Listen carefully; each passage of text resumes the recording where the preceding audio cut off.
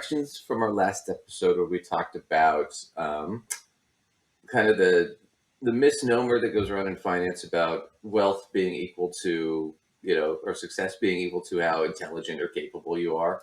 Worthington's Law. Yeah, Worthington's Law, right?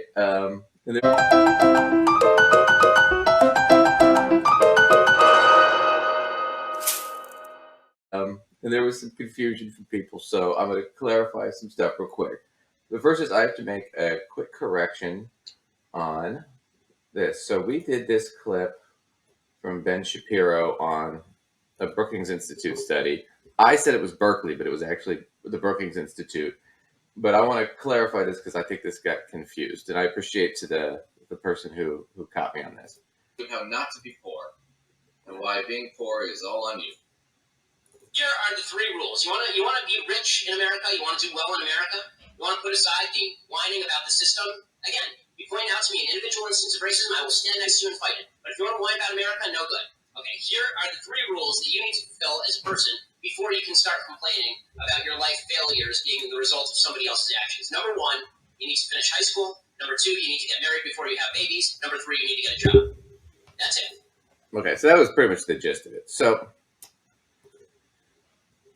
the confusion was this. So it was the Brookings Institute, which is a think tank, and they're kind of more center-left of a think tank that came up with that. And when they came up with it, their suggestion was that if we can get more people to do these things, then we'll have less poverty, right? But they did not attribute these things to causing poverty in their study, which is kind of what he was doing. And in that case, he was doing that. He did this for years, and you can go back and look, Ben Shapiro, Success, whatever it is, 3 things for success. And he will do this every time because he mostly is doing it to say systemic racism isn't a problem, right? Because disproportionately Black and Hispanic people and Native American people tend to be more poor. But he's like, but that's not because of systemic racism. It's because they made bad choices.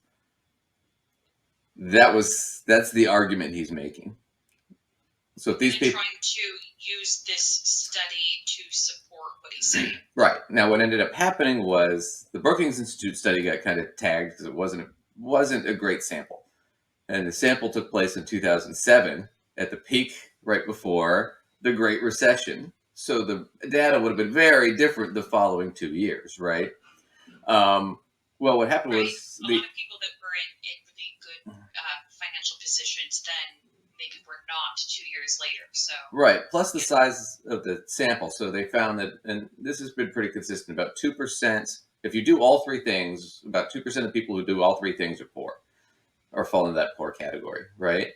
And people that do none of those things, it's like 76% fall into the poor category. And then there's a, in between. But what you've done is you've broken it down into the 4 categories. People do all 3, 2, 1, 0, right? The number of people that do 0 was less, even though it's 76%, it sounds like a big number. It was less people than the 2% that did all 3 things and were still poor. Right? So example, if I have 1,000 people that did all 3 things, 2% is 20 people.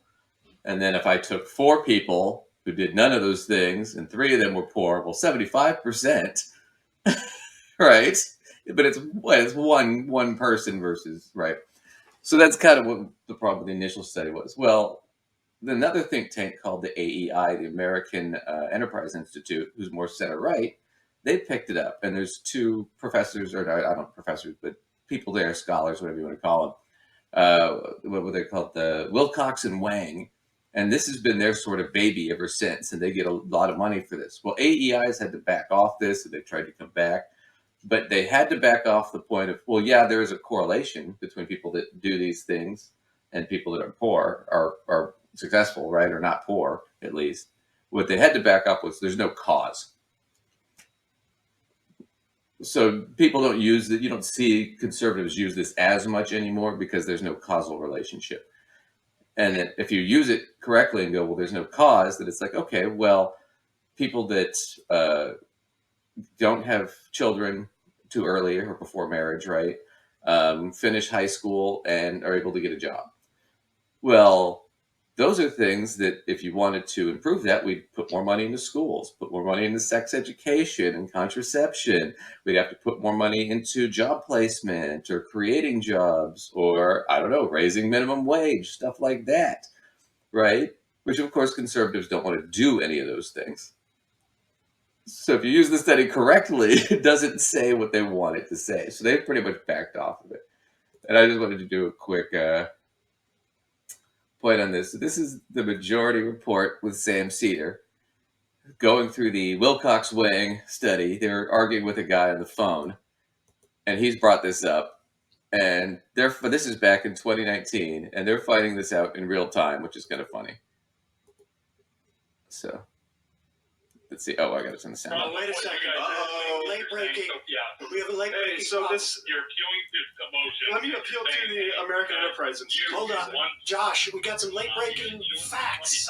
We got some late breaking facts on your AEI success sequence. What happened? So they backed off the correlation and causation thing of like you can just do this as a get out. So here's a choice phrase. Looked at this way, the elements of the success sequence are less the cause of a good life than markers of such life already underway. So structural things like being able to finish high school, for instance, means that you already have a life that can get you through high school. And there are certain things like, and talk about like moving across the country. Financially speaking, if you're So, as you can see, that's been thoroughly debunked many, many times. That was kind of my point. Yet you still see people like Dave Ramsey using it all the time, and people use it in finance as if it's an actual thing. That was what we were trying to debunk.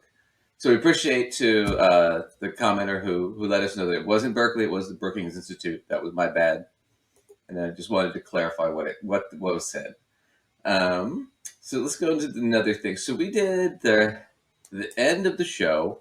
We were trying to wrap up that whole argument about the Worthington's Law, wealth and poverty, right? But wealthy does not necessarily equal better than, like a lot of people believe, right? Like your wealth is a sign of your intelligence or success.